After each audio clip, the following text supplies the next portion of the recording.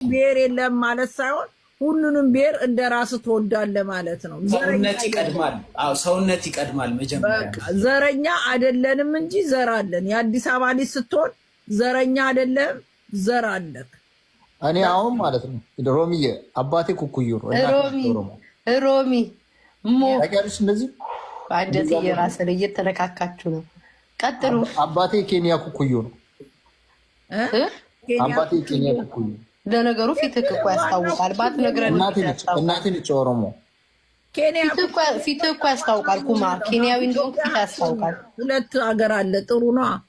ያ ኩኩዩ ናት።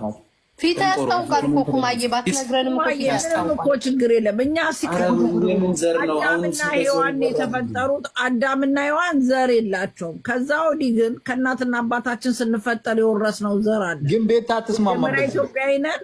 ከዛ በኋላ ዘር አለን። ቤታ አትስማማ። የለም ቤታ በዚያ አትስማማ። ሮሚ ምን አባህና ነው ስሜን እኔ አማራ ነኝ ነው የምትለው። ስሜና ምን አባህ ነው የምትጠራው? አሁን ሞ የኢትዮጵያ ፊት አለው። አሁን ሞ የአበሻ ፊት አለው። ኩማ ታስታውቃለህ ኬንያዊ እንደሆንክ ሳትነግረንም።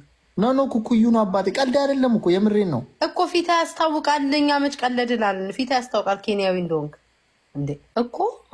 ማርያም አለ ማርያም ያላቃተም ቆንጅዬ ልጅ ቀጭን ልጅ ጌም የምትጫወት ኧረ ታውቂያለሽ። አንቺ ጋርም ተጫውታችኋል። ጡቷ ትልቅ ነው። ጡቷ ትልቅ ነው እና ፀጉሯን ፍሪዝ የምታረግ ፀጉሯ በርገንዲ ከለር ነገር የቤት አይነት። ኧረ ጡቷ ትልቅ አይደለም።